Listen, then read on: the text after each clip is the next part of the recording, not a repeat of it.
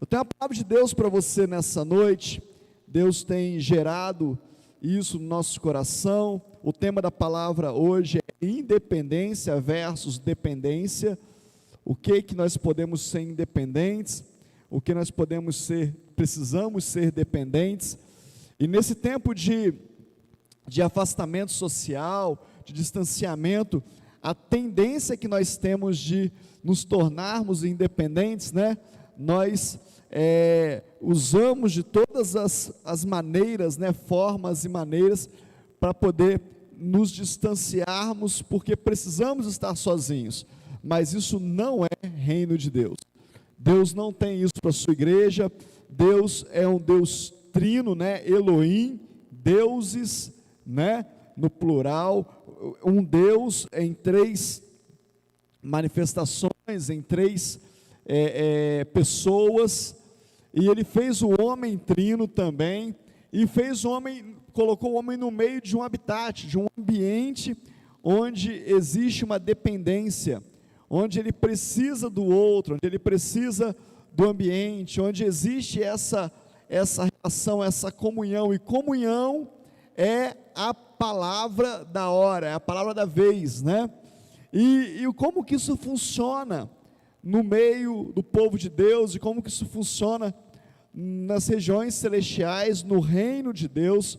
Eu queria ler com você dois textos muito parecidos e muito conhecidos, mas que traz uma verdade, né? O primeiro que eu vou ler para você, ele está em todos os evangelhos, então eu acho que ele é bastante relevante, né? Os 4 evangelistas escreveram sobre ele, que está em Mateus, capítulo 14, verso 13, abre aí Mateus 14, verso 13, e depois nós vamos ler Mateus também 15, verso 32, amém? Se você puder acompanhar aí na sua casa, Evangelho segundo escreveu Mateus, capítulo 14, verso 13, diz assim: Jesus, ouvindo isso, retirou-se dali num barco para um lugar deserto à parte. Sabendo as multidões, vieram das cidades seguindo-o por terra. Desembarcando, viu Jesus uma grande multidão, compadeceu-se dela e curou os seus enfermos. Ao cair da tarde, vieram os discípulos de Jesus e lhe disseram: o lugar é deserto e vai adiantada a hora. Despede, pois, as multidões, para que, indo pelas aldeias, comprem para si o que comer. Jesus, porém, lhes disse: não precisam retirar-se, dá-lhes vós mesmo de comer. Mas eles responderam: não temos aqui senão 5 pães e 2 peixes. Então ele disse: trazei-mos. E tendo mandado que a multidão se assentasse sobre a relva, tomando os 5 pães e os 2 peixes, erguendo os olhos aos céus, os abençoou. Depois, tendo partido os pães, deu-lhes aos discípulos, e estes às multidões. Todos comeram e se fartaram, e dos pedaços que sobejaram, recolheram ainda 12 cestos, e os que comeram foram cerca de 5.000 homens, além de mulheres e crianças.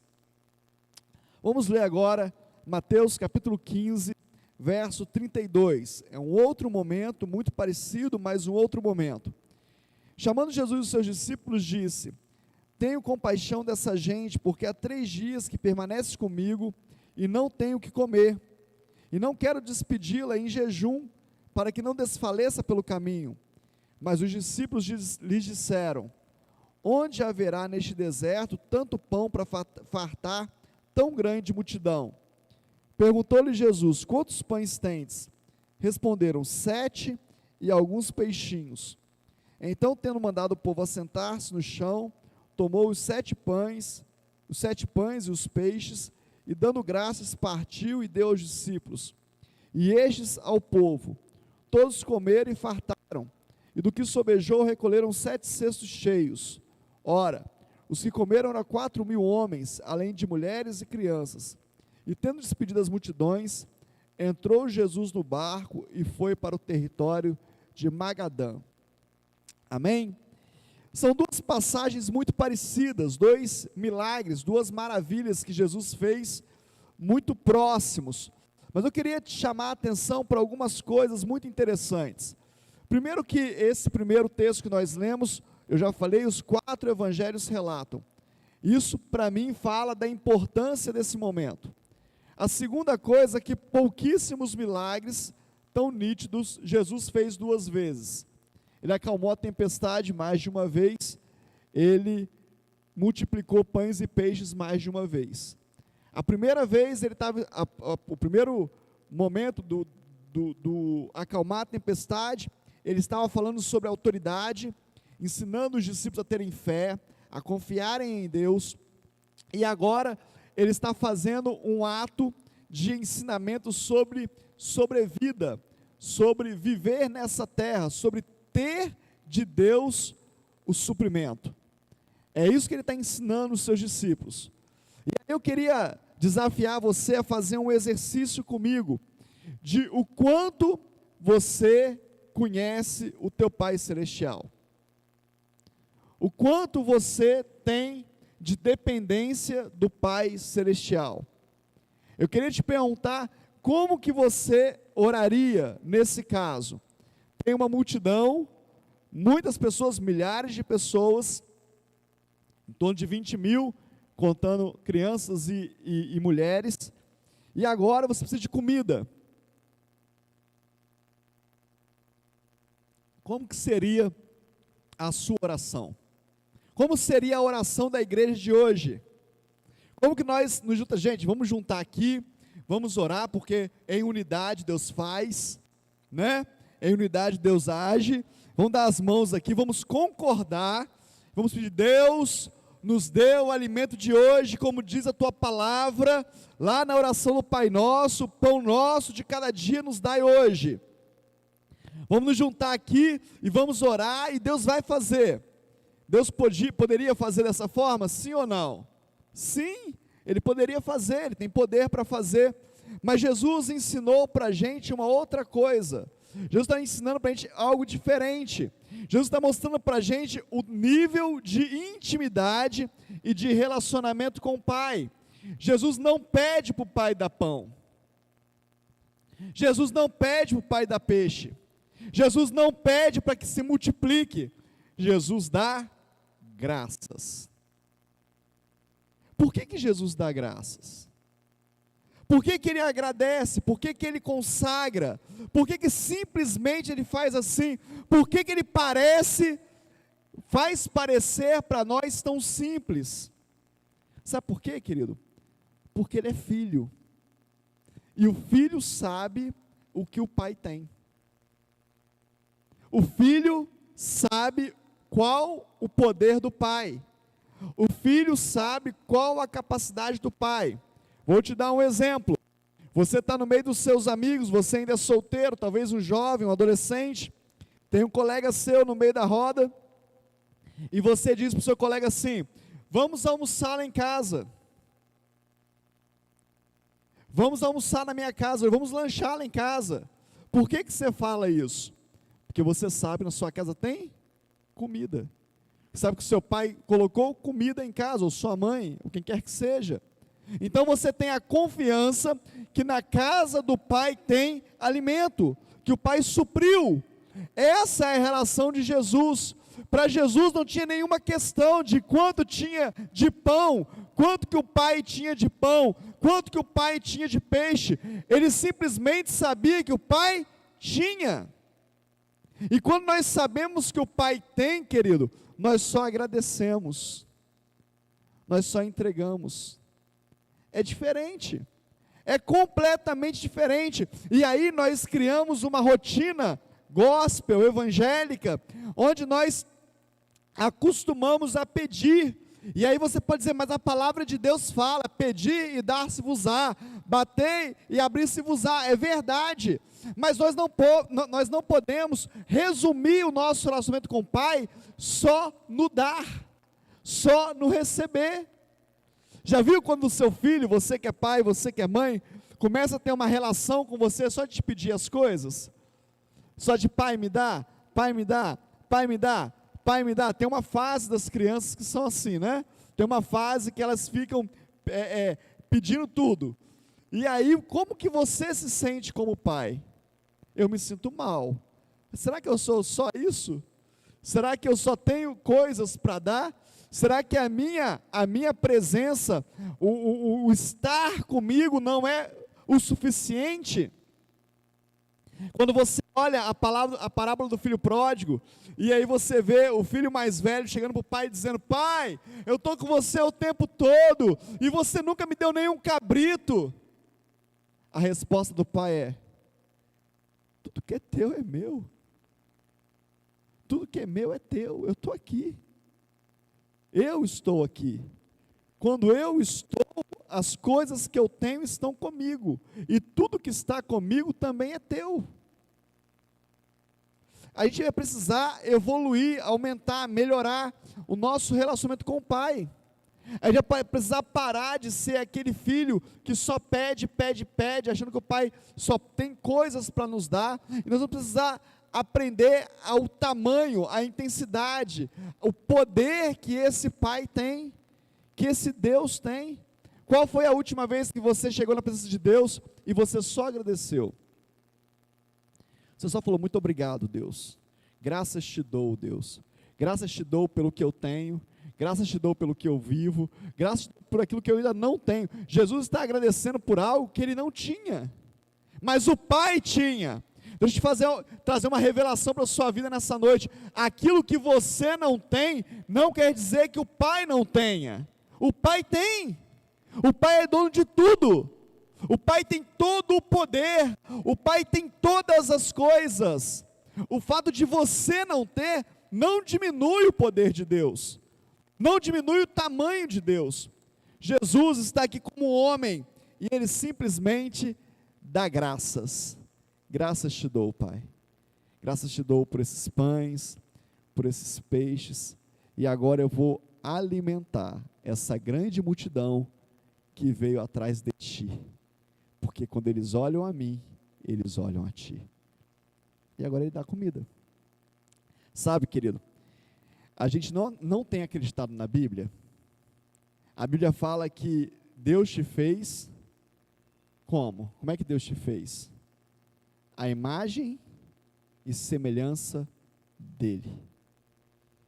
Quando as pessoas olham para você como filho de Deus, as pessoas olham para mim como filho de Deus, elas têm que ver Deus, elas têm que enxergar Deus. Parece surreal, parece muito distante, mas é isso que a religião fez, é isso que a religião provocou em nós. A religiosidade provocou no meio do povo. Quando Jesus sobe aos céus, e aí os seus discípulos começam o ministério de cada um, diz a palavra de Deus que quando eles iam ao templo orar, as pessoas queriam o que eles tinham. Por quê? Porque eles andaram com Jesus, porque eles espelhavam o que Jesus fazia. É disso que a gente está falando. A gente precisa expressar esse Deus. As pessoas têm que chegar perto de nós e ter a certeza que nós temos algo para dar. E muitas das vezes o que nós vamos dar não vem de nós, vem de Deus. O que eu preciso fazer? Eu preciso dar graças a Deus.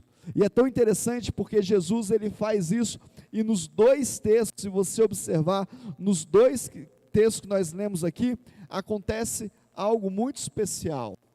Sobra. E aí quem recolhe são os discípulos. Quem recolhe é quem está mais perto. Deixa eu te falar, querido, Deus sempre tem uma medida recalcada, sacudida para a sua vida, transbordante para a sua vida e para a minha vida. A grande questão é como uma relação de pai e filho na terra.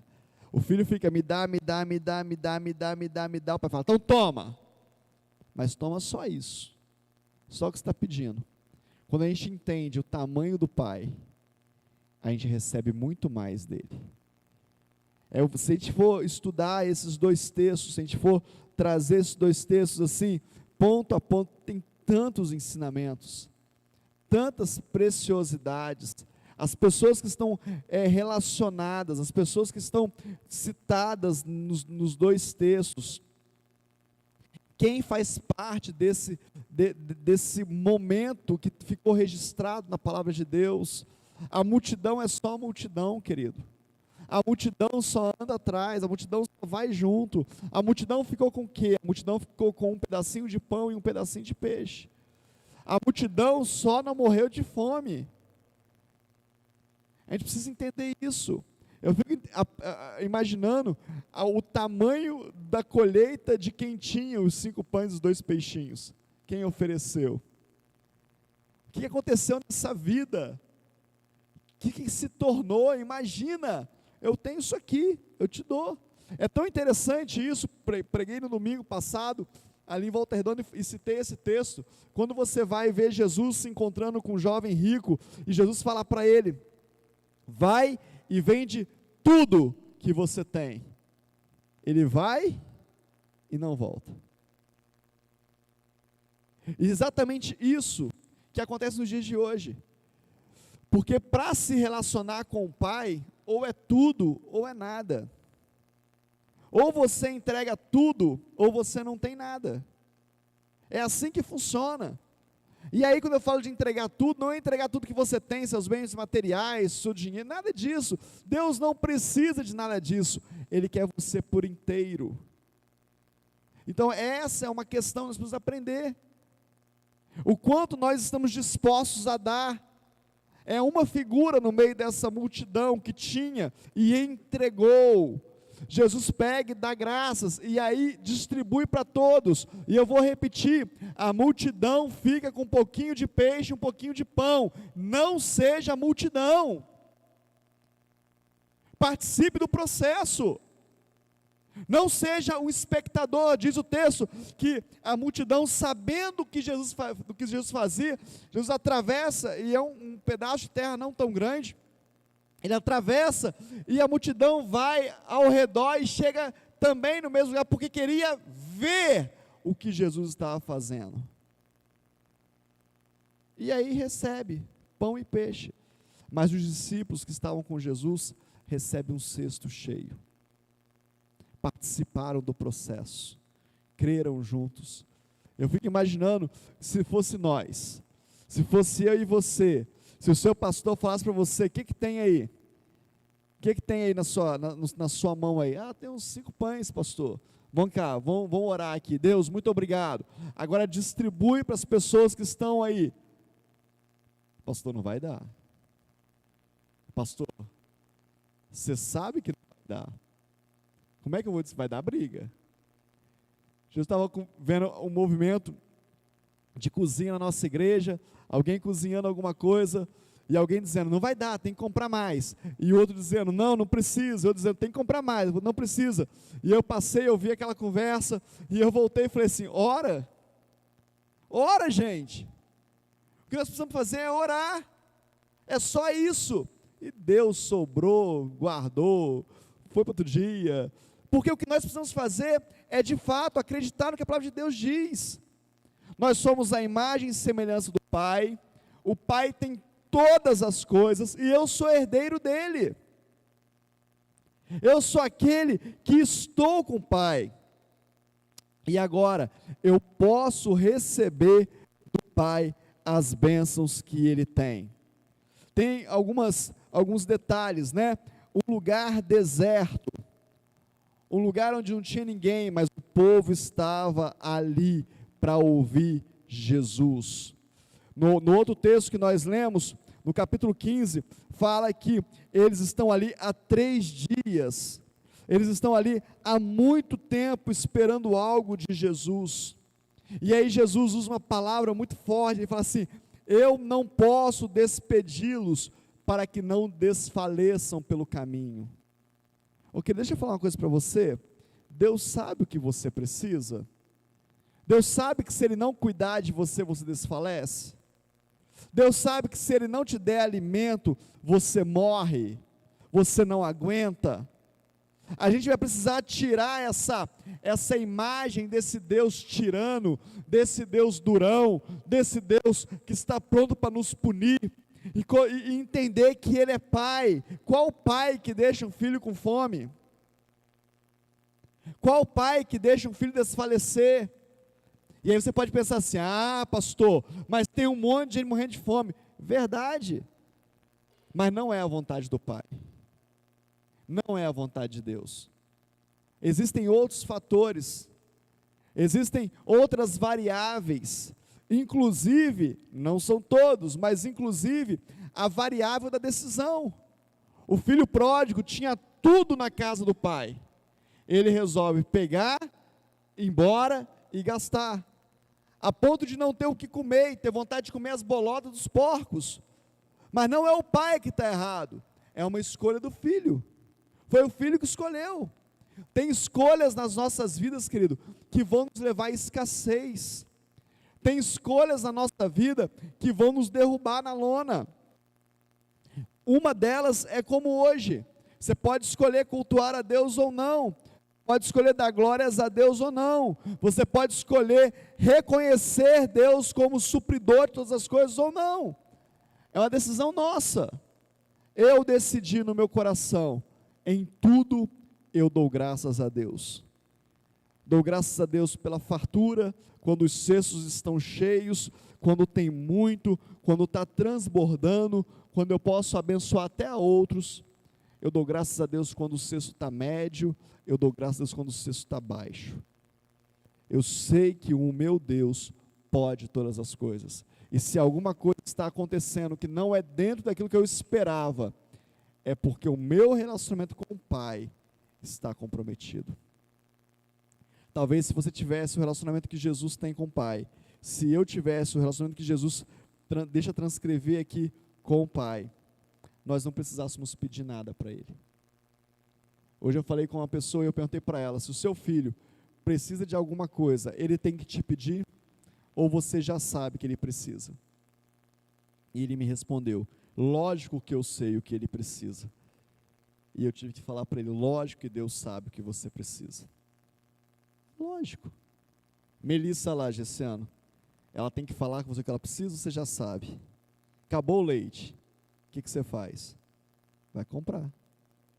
Não precisa falar, não precisa chorar, berrar, morrer, de gritar, porque acabou o leite, para ver se o pai escuta. Não precisa, mas precisa ter relacionamento com o pai. E aí você pode falar assim, mas a criança é fácil, bispo. Por isso que a palavra de Deus fala que é melhor ser como criança. Entendeu? Só que a gente cresce, e aí continua o mesmo processo, mas agora o pai espera o quê? O pai espera que você o reconheça como pai, que eu o reconheça como pai. Agora é uma decisão minha. A Melissa, a gente está dando um exemplo aqui da filha do presbítero Gessiano, ela não tem essa escolha, ela ainda não sabe fazer essa escolha, mas quando ela estiver com 7, com 8, com 10, com 15, ela vai ter que decidir olhar para ele e reconhecê-lo como pai. Ela vai ter que decidir olhar para ele e falar, você é mais do que um caixa eletrônico, você é mais do que o cartão de crédito, você é meu pai. E é por isso que quando nós estamos no primeiro amor, na vida com Deus, a gente quer tudo do Pai, a gente ama o Pai, a gente chora e o Pai atende, é tão maravilhoso, parece que o Pai sabe tudo o que a gente precisa, mas quando a gente vai avançando no nosso relacionamento com Deus, nós vamos perdendo isso, porque agora nós temos outras escolhas, e agora nós começamos a nos relacionar com Deus, como se Ele fosse apenas um caixa eletrônico, como se Ele fosse apenas aquilo que Ele pode nos dar, e automaticamente, essa relação se esfria, e agora eu preciso fazer muito mais esforço para atingir o coração do Pai. Que isso é tão profundo. Aonde estava o pai na parábola do filho pródigo? Aonde estava o pai? Aonde estava o pai em relação ao filho que foi embora? Aonde estava o pai em relação ao filho que ficou? Você sabe onde ele estava? No mesmo lugar. No mesmo lugar. O filho que ficou, sabia onde o pai estava. O filho que foi embora, sabia onde o pai estava. Os dois podiam ter desenvolvido uma relação de dependência do pai, mas um resolveu ser independente. Mas quando eles caiu em si, diz a palavra, ele volta, e voltar tem um esforço. Eu sinto tanta presença de Deus quando eu falo isso para você. Talvez seja por isso que é tanto esforço para orar. Entendeu? Talvez seja por isso que você tem que se esforçar tanto.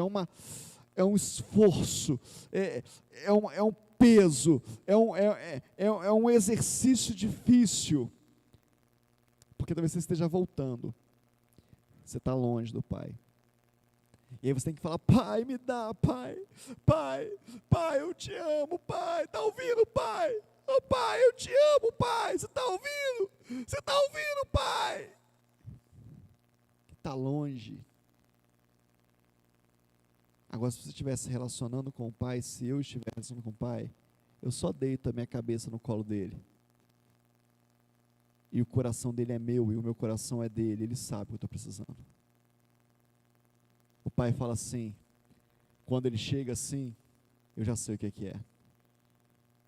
Quando ele olha assim, eu já sei o que é. Quando ele deita assim no meu colo, eu já sei o que é.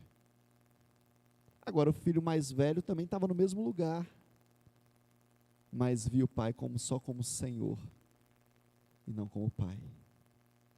Agora ele tinha acesso a tudo, mas ele não usufruía de nada. Deixa eu te falar alguma coisa muito forte. Se você ler a parábola do filho pródigo, a sensação que você tem é que para o pai está tudo bem. Para o pai está tudo certo. Pai, eu estou aqui todos os dias. O senhor nunca me deu um cabrito, pai.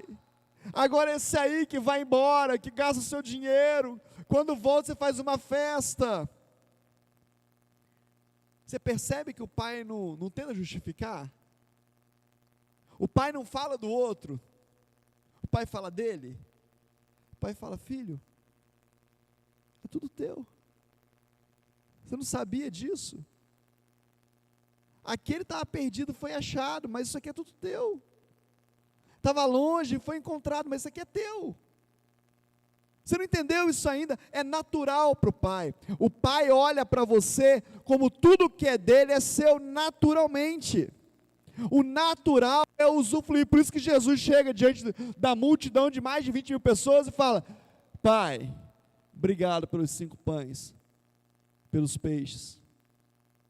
Pode dar de comer para o povo. Porque é natural. Qual peixe que não era de Deus? Qual pão que não era de Deus? É natural. Quando eles vão cobrar impostos de Jesus, quando eles mandam um recado, Jesus vira e fala assim: pesca lá um peixe. Pesca lá um peixe lá. Na boca dele vai estar o valor, a moeda do imposto. Porque todos os peixes são do Pai. Ele não falou assim: Pai, me dá o dinheiro. Mas vai falar para mim assim: não, mas ele era Deus. Não, ele era homem. Viveu como homem.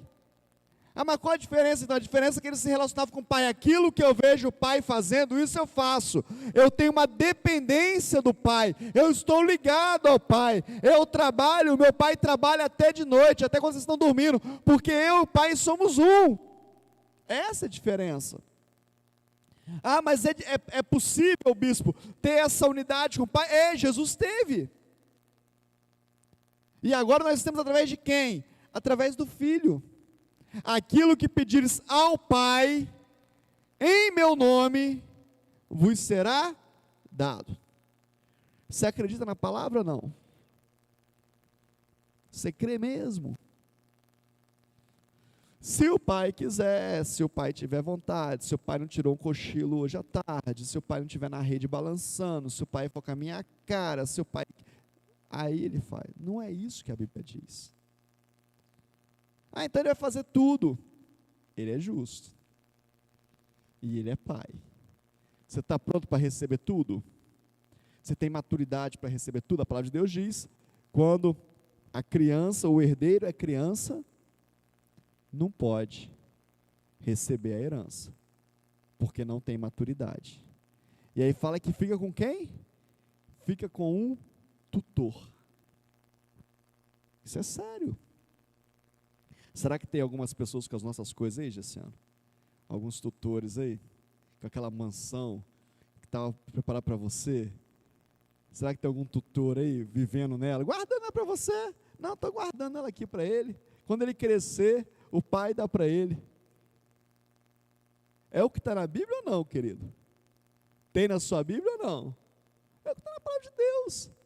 Tem alguém guardando as coisas para você.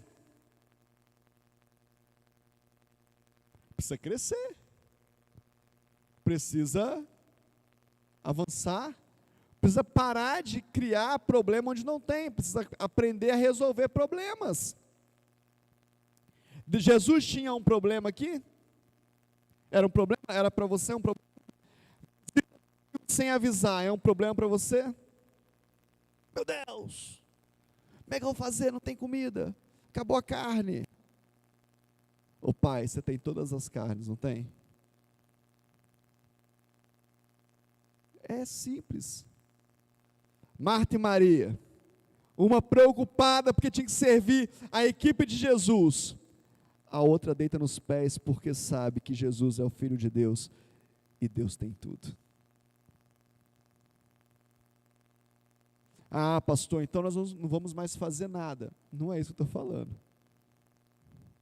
Não é disso que eu estou falando. Jesus fez, deu graça, organizou. Tem gente que acha, tem crente que acha que a organização não tem necessidade nenhuma. Não, Deus faz do jeito que Ele quiser. Não é bem assim. Jesus tem uma linguagem do céu. Tem uma linguagem no céu. Tem um modus operandi do céu. Você tem que saber qual que é. Uma delas é a organização. Vai estudar sobre anjos lá. Vai estudar sobre a hierarquia do céu. Tudo organizado. No inferno também é, tá? Toma cuidado. Bagunça nem no inferno. Também tem hierarquia. É uns negócios fortes. Ele fala, senta, organiza, faz grupos, e aí nós vamos servir. Forte esse negócio. Os outros evangelhos falam. Depois você vê lá. Separa em pequenos grupos para que a gente possa servir. Organiza a sua vida. Organiza a sua família. Organiza a sua casa. Organiza os teus negócios. Organiza o teu trabalho. Organiza a tua agenda. Para de pôr culpa nas pessoas. Ah, eu não tenho tempo para nada. Quem que te deu o tempo? Deus deu o tempo para quem? Para você. Seja senhor do seu tempo. Seja senhor da sua vida. Organize. Para depois ter o milagre na sua vida. Eu queria parar por aqui, mas eu queria desafiar você a duas coisas nessa noite, que Deus colocou no meu coração. A primeira coisa, eu queria desafiar você, não faça parte da multidão. Deixa eu te falar, você que está nos escutando aí de casa, você que está nos acompanhando, a multidão está com medo. A multidão está preocupada. A multidão está acuada. Mas você não é a multidão. Você é filho de Deus. O Senhor é o teu Senhor, o teu Salvador. O sangue de Jesus está sobre você. Não seja a multidão. Não seja aqueles que estão na expectativa, esperando para ver o que vai acontecer. Não. Nós não somos espectadores. O reino de Deus é um reino de protagonistas. Homens e mulheres que fazem acontecer. Eu vos dou o poder para irem. Faz discípulos, vá por todo canto, estabeleça o reino. Pegarão em serpentes, não serão machucados. Pisarão, comerão coisa mortífera, não lhe fará mal algum. São promessas de Deus. Então não fique esperando acontecer alguma coisa, não. Sai do meio da multidão, faz um movimento, vem para os cultos, vai para a célula, participe, não fique aí acuado de jeito nenhum. Tem um lugar de culto ao Senhor, tem comunhão dos santos, a bênção que você precisa está na mão dos teus irmãos. Fica acuado não. E a segunda coisa que eu queria falar com você nessa noite, não se relacione com Deus, a não ser que seja como pai. Não seja o pedinte, na porta do templo. Ah, me cura, me cura, me cura. Não tenho prata nem ouro, mas o que tenho te dou, levanta e anda. Para de pedir. Deixa Deus fazer a vontade dele na sua vida, mas se relacione com ele como pai.